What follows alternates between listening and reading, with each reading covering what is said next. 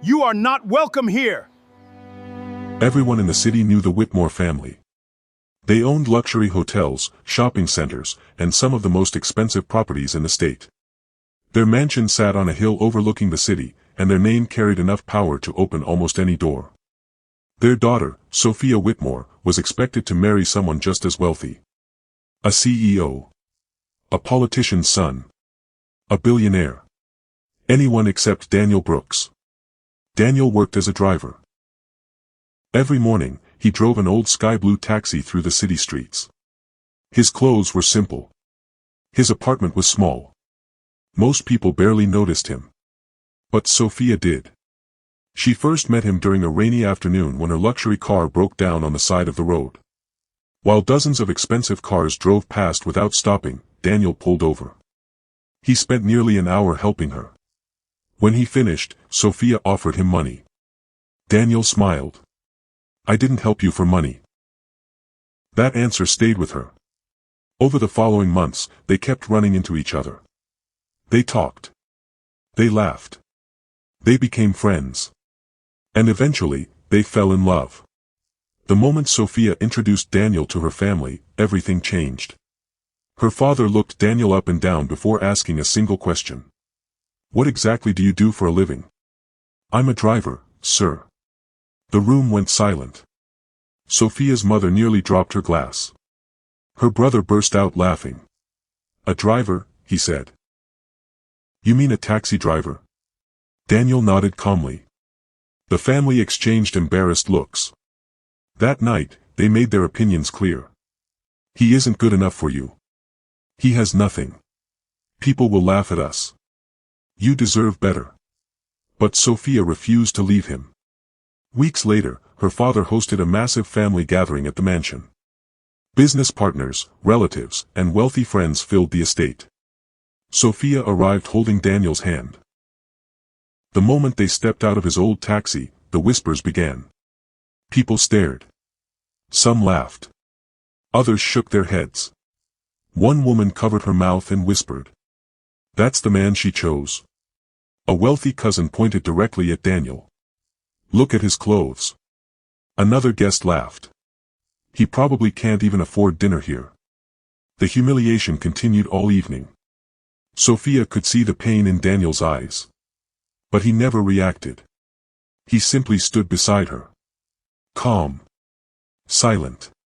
Patient. Then came the final insult. Sophia's father walked to the center of the gathering and raised his glass. "I have spent my entire life building this family's reputation," he announced. "And I never imagined my daughter would throw it away for a taxi driver." The crowd laughed. Sophia felt tears forming. But before she could speak, Daniel finally stepped forward. For the first time all night, he smiled. "May I say something?" The room grew quiet. Sophia's father crossed his arms. "Go ahead." Daniel reached into his pocket and pulled out a phone. He made a single call. "Bring it in." Everyone looked confused. A few moments later, the mansion gates opened. Then another. And another. Luxury vehicles began rolling onto the property. A black Rolls-Royce. A Bentley. A Lamborghini. A convoy of expensive SUVs. The guests stared in shock. The vehicles stopped in front of the mansion. Several men in suits stepped out. One of them hurried directly toward Daniel. "Good evening, Mr. Brooks." The crowd froze. "Mr. Brooks?"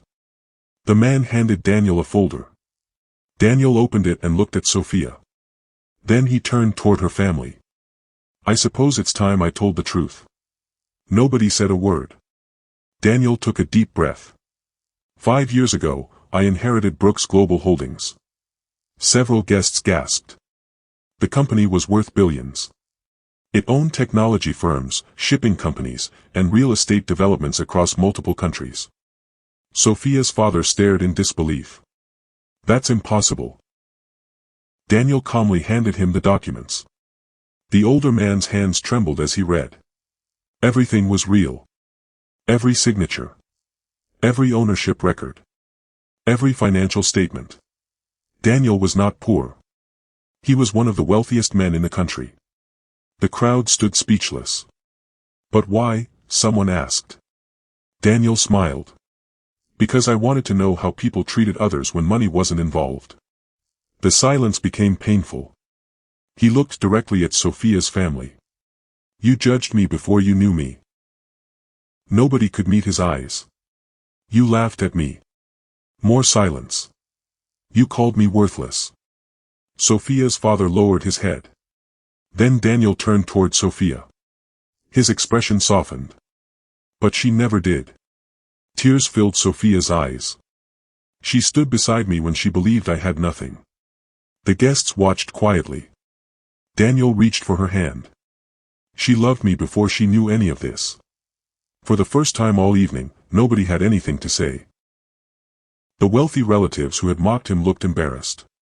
The guests who had laughed suddenly avoided eye contact. And Sophia's father seemed 20 years older. After several moments, he finally stepped forward. I'm sorry.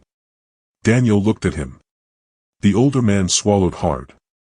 I judged you without knowing you. Daniel nodded. We all make mistakes. Months later, Daniel and Sophia were married. Not because he was a billionaire. Not because she came from a wealthy family. But because they had already proven something more important. Money can attract attention. Money can impress people. But genuine love reveals who truly belongs in your life. And when the truth finally came out, everyone learned the same lesson. The poorest looking person in the room may be the richest one there. And the greatest wealth of all is finding someone who loves you before they know what you own. If you enjoyed this story, don't forget to like, subscribe, and turn on notifications for more powerful stories about love, loyalty, betrayal, and life-changing twists. We'll see you in the next story.